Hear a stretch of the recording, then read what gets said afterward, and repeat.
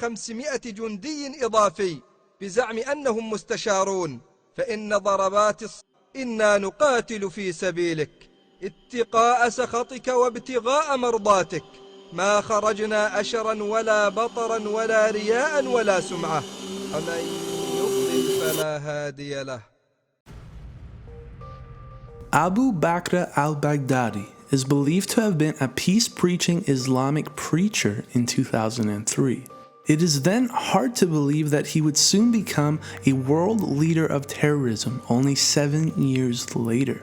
2003 happens to be the same year the United States invaded Iraq, and Abu Bakr was arrested in 2004. He was imprisoned by US soldiers as a civilian internee, where he would spend the next 5 years in US custody, although there are claims that he was released only 10 months later.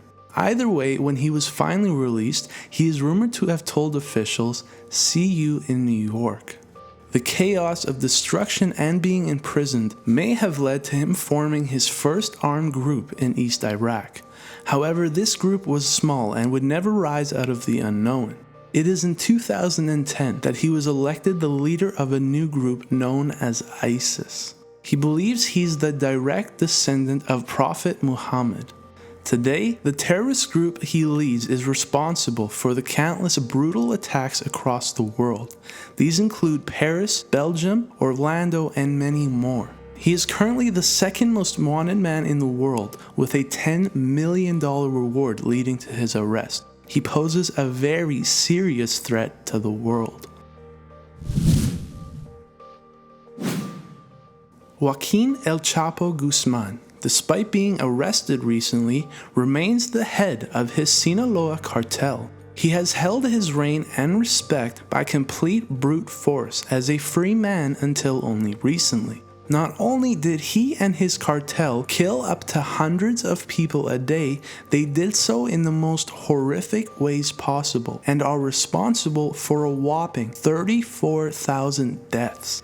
He has built a drug empire that is truly global, operating from the United States to Europe, Canada, and the Far East, supplying up to 60% of all cocaine, heroin, marijuana, and methamphetamine to North America. His cartel is far bigger than Pablo Escobar's ever was, in both size and their brutality. He was even placed on Forbes' list as one of the 100 richest and powerful people on Earth. While being the #1 drug lord in the world, he is seen as an idol by many and has even dined with government officials whom he has paid off within the Mexican government. Thus, he has been untouchable for decades. It is expected that El-Chapo will end up in a US prison, but his case could go on for up to 3 more years.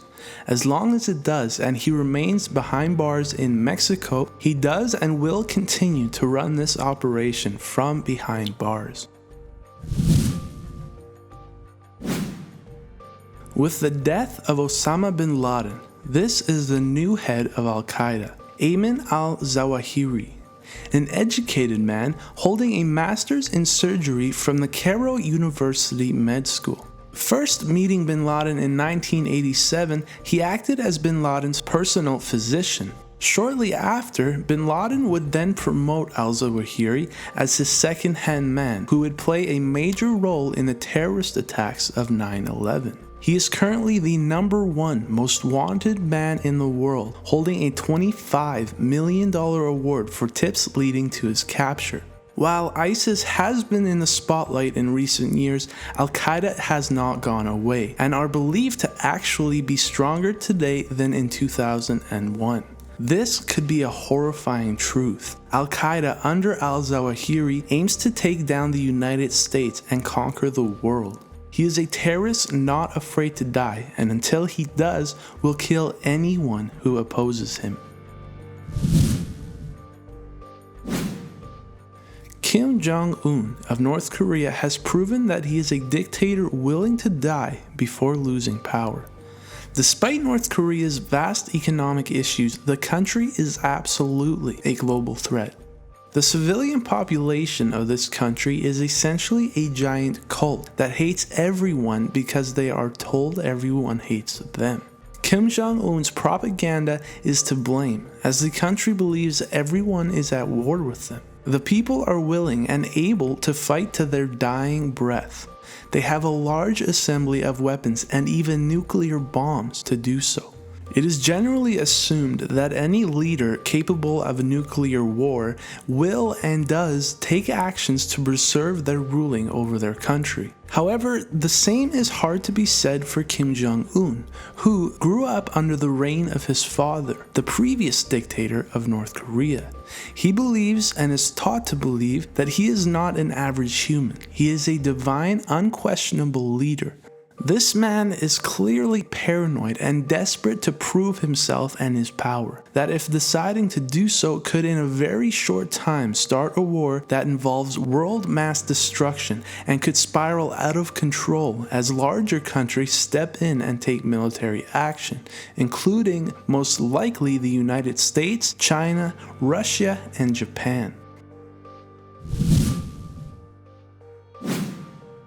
Qassem Suleimani has been defined as a radical Islamist and supporter of global terrorism, which has made him one of the greatest enemies of the United States. He is a military strategist and tactician for Iran, as well as the commander of the Quds Force, making him the most powerful force in the Middle East today. He is a divine supporter of the expansion of Shiite influence throughout the Middle East and is the main supplier of military aid in Syria. The United States faces a difficult scenario with Qassem.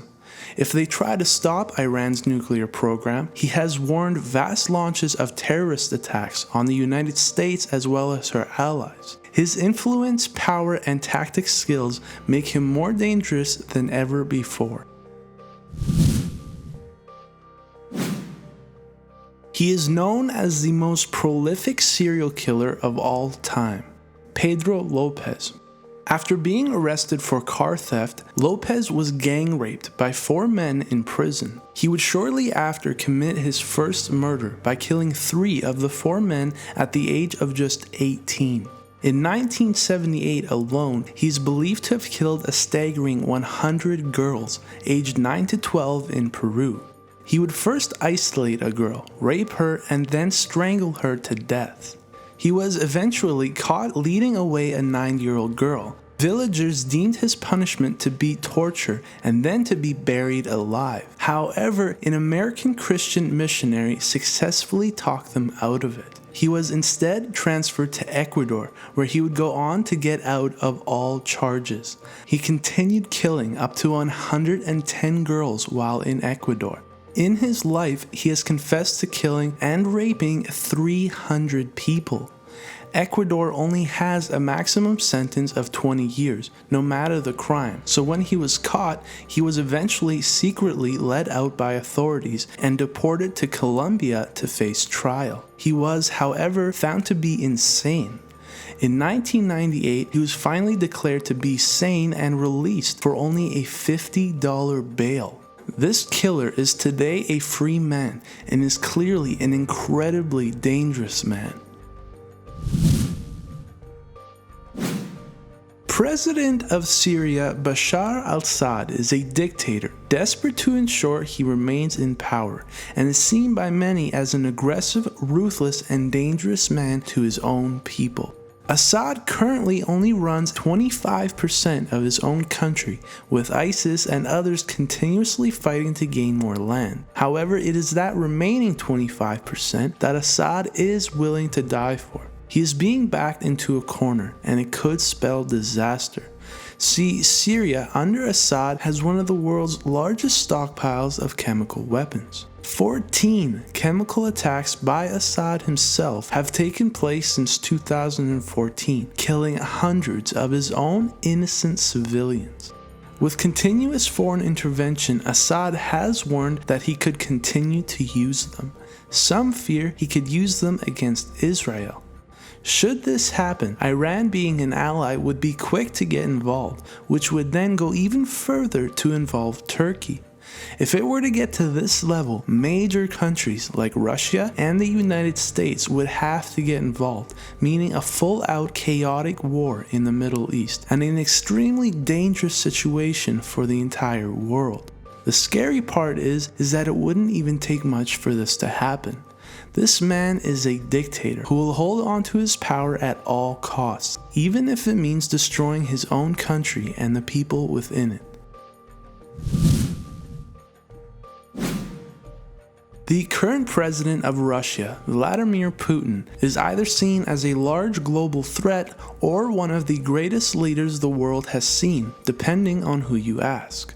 What is not up to debate, however, is that he has been unleashing warfare in Europe that has very real and rising dangers of turning into a much larger war. He is harsh and powerful, and Russia under his leadership is becoming an increasingly large danger to peace. When Russia invaded Ukraine, Putin told the world it's best not to mess with us, a clear threat not to respond to his dangerous escalation of conflict against the Ukraine.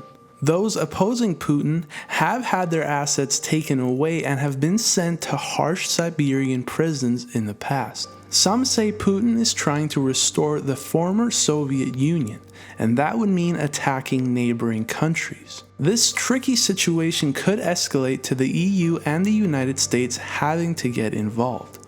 These are the world's most powerful countries then at war. Dangerous? Undoubtedly. Abubakar Shekau took over the Nigeria-based terrorist group Boko Haram after its founder Muhammad Yusuf died in 2009. Under his command, the terrorist group has grown stronger and more lethal than ever before, gaining territory in northeast Nigeria. The group has killed some 20,000 people and displaced more than 2 million since Shekau became their leader in 2009. They have expanded throughout Africa and maybe most shockingly were named the world's deadliest terrorist organization, even surpassing ISIS in 2014 by killing nearly 7,000 people that year alone. They aren't going away either. Boko Haram has increased attacks in recent months and has killed hundreds of people. As recently as late July 2016, Nigerian officials said that this radical Islamic group burned children alive and killed at least 86 people. He is unpredictable, willing to kill, and is very, very powerful. Claudia Ochoa Felix has been named the Kim Kardashian of organized crime. This is thanks to her sexual image she has flaunted on social media. In 2014, it was widely reported that Felix had become the new head of Mexican gang known as the Los Antrax. This came following the arrest of her boyfriend and former boss Jose Rodrigo El Chino Gamboa. Los Antrax, whom US intelligence have labeled the most powerful tracking organization in the world, led by Felix, have been responsible for hundreds of gruesome murders. Currently, El-Chapo continues to run his cartel from within prison. However, with the recent news of an approval for his extradition to the United States, it could be only a matter of time before he loses a vast amount of his power. This would and will create an incredible power vacuum. Enter Claudia Ochoa Felix. There is an extreme fear within many drug policy experts that when and if El-Chapo is extradited, Claudia could spark an all-out drug war as a fight for the reign El-Chapo would leave.